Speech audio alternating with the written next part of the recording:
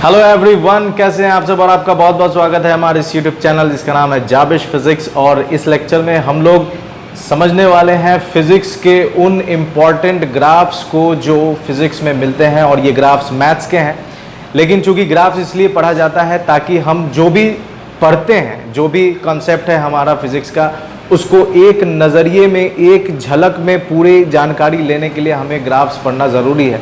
तो यहाँ पर जो पूरा कह सकते हैं कि पूरे ग्राफ का जो कंप्लीट जीस्ट है वो यहाँ पर मैं देने जा रहा हूँ आपको, कि पूरे फिजिक्स में जितने ग्राफ्स इम्पॉर्टेंट हैं, जितने ग्राफ्स यूटिलाइज होने वाले हैं, वो सब यहाँ पर मैं बताऊँगा और बहुत ही जल्दी और आसान शब्दों में बताऊँगा। ठीक है, तो सबसे पहले स्टार्ट करते हैं। यहाँ पर आप देख सकते हैं स्क्रीन पे कुछ ग्राफ्स हैं अलग अलग तरह के, और इतने ही ग्राफ्स आते हैं फिजिक्स में।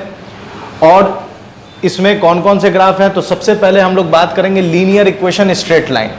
तो जब आप फिजिक्स पढ़ते हैं तो उसमें जो भी इक्वेशंस आता है, उन सारे इक्वेशन को अगर आप ध्यान से देखें तो उस इक्वेशन का फॉर्मेट या तो लीनियर इक्वेशन मतलब स्ट्रेट लाइन के फॉर्मेट में होगा, या फिर उसका क्वाड्रेटिक इक्वेशन के फॉर्म में होगा, या फिर उसका रेसिप्रोकल फंक्शन होगा, या सर्कल के इक्वेशन के फॉर्म में होगा, या फिर इलिप्स के इक्वेशन के फॉर्म में होगा। तो जो भी आप पढ़ते हैं, जैसे मैं एक एग्जांपल दे दूं आपको कि जैसे अगर एकदम सिंपल इक्वेशन ले कि हमारे पास जैसे एक फॉर्मूला है v बराबर u प्लस 80, v बराबर u प्लस 80।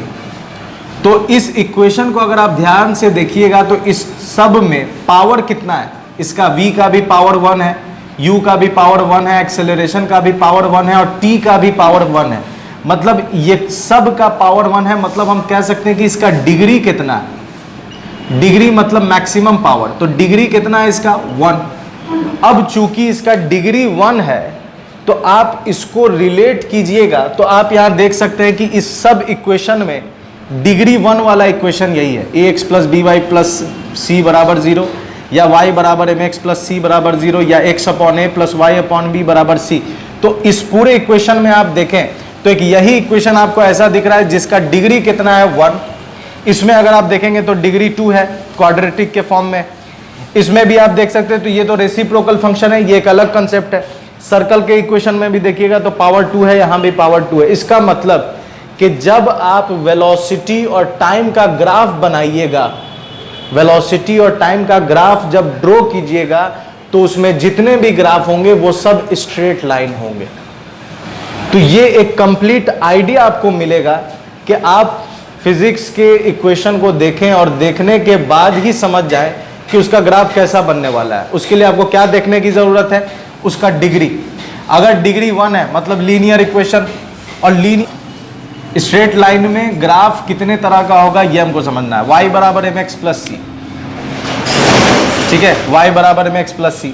एक ये ग्राफ होगा, इसमें आप देख सकते हैं कि इसका ये जो c है इसको हम लोग बोलते हैं इंटरसेप्ट। इसका इंटरसेप्ट चूंकि निगेटिव है, ये y एक्सिस, ये निगेटिव y एक्सिस, तो इसका फॉर्मूला हो जाएगा y बराबर mx माइनस सी। मतलब कि अगर y बराबर mx माइनस सी हो, इसका इक्वेशन अगर दे तो आपको स्ट्रेट लाइन कुछ ऐसा होगा, और उसका इंटरसेप्ट जाकर कहाँ मिलेगा, तो निगेटिव y एक्सिस पर। और अगर सिर्फ y बराबर mx हो मतलब इंटरसेप्ट यहाँ पर कितना हो गया 0, यहाँ पर निगेटिव c है मतलब negative y axis, y coordinate का निगेटिव वाला हिस्सा, यहाँ पर कोऑर्डिनेट इंटरसेप्ट क्या हो गया 0, तो ये जाकर कहाँ मिलेगा, ओरिजिन पर मिलेगा।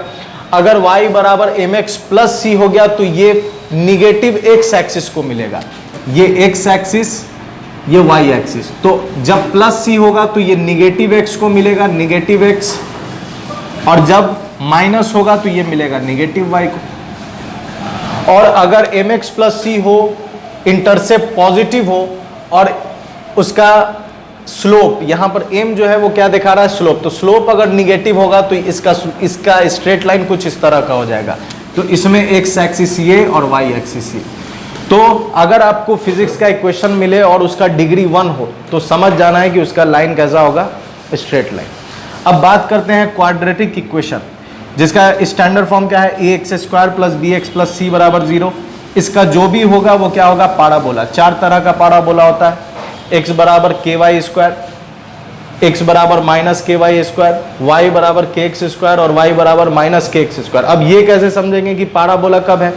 तो अभी यहां पर एक इक्वेशन मैंने लिखा v बराबर u प्लस 80,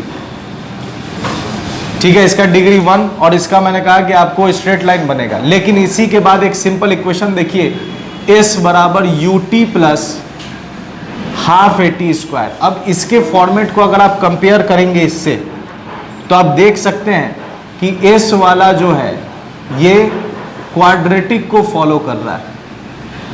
तो इसका मतलब कि जो भी हम xt ग्राफ ड्रॉ करेंगे और उस xt ग्राफ में एक्सेलरेशन होगा, तो वो xt ग्राफ कैसा होगा? पाराबोलिक होगा। मतलब xt ग्राफ में अगर हमको एक्सेलरेशन को दिखाना है तो ग्राफ या तो आपका ऐसा होगा, ऐसा होगा, इस चार में से कोई भी हो सकता है, ठीक है। तो ये पाराबोला का कंसेप्ट हो गया। आपको बस क्या देखना है? इक्वेशन, और उसको कंपेयर करना है कि ये किससे मेल खा रहा है। जिससे मेल खाएगा उस तरह का ग्राफ आपको बनता हुआ नजर आएगा। अब उसके बाद ये पाराबोला का कंसेप्ट हो गया। चार तरह का पाराबोला है, ये लीनियर के लिए, ये क्वाड्रेटिक के लिए, मतलब पाराबोला के लिए। अब बात करते हैं रेसिप्रोकल फंक्शन। तो रेसिप्रोकल फंक्शन क्या है? तो जब आप पढ़ेंगे इलेक्ट्रिक फील्ड, एक एग्जांपल ले रहा हूं, इलेक्ट्रिक फील्ड, तो इलेक्ट्रिक फील्ड का फॉर्मूला क्या होता है? के क्यू बाई आर स्क्वायर। तो यहां पर के क्यू क्या है? कांस्टेंट है। के क्यू क्या है? कांस्टेंट। तो ई प्रोपोर्शनल किसके हो गया? ई प्रोपोर्शनल हो गया 1 बाई आर स्क्वायर। तो देखिए आप कि ये जो इक्वेशन आया ये रेसिप्रोकल फंक्शन है। तो जब हम इलेक्ट्रिक फील्ड का और उसके डिस्टेंस का जब हम ग्राफ ड्रॉ करेंगे तो ग्राफ कुछ ऐसा आएगा।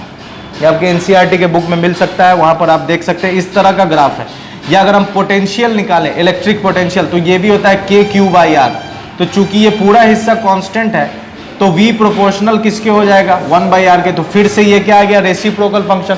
तो जो भी रेसिप्रोकल फंक्शन होगा उसका इक्वेशन, उसका ग्राफ कुछ इस तरह का होगा। इसको हम लोग बोलते हैं रेक्टेंगुलर हाइपरबोला।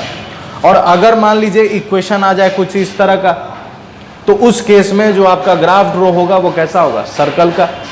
और अगर इक्वेशन कुछ इस तरह का आ जाए तो उस केस में ग्राफ आपका ड्रॉ होगा एलिप्स। और अगर एक्सपोनेंशियल फंक्शन होगा तो ग्राफ आपका कुछ इस तरह का होगा। तो पूरे फिजिक्स में यही इतने ग्राफ हैं जो काम में आते हैं, जिनका यूज होता है। और किस तरह से आपको इक्वेशन देखना है ये मैंने बता दिया। आपको डिग्री देखना है, degree 1 straight line, degree 2 quadratic equation, parabola बनेगा। रेसिप्रोकल फंक्शन का भी एग्जांपल दे दिया, कहां पर बनने वाला है? Rectangular hyperbola. अगर इक्वेशन इस तरह है तो सर्कल, इस तरह है तो इलिप्स हो जाएगा। तो ये इंपॉर्टेंट ग्राफ है और उसके इक्वेशन फिजिक्स के लिए।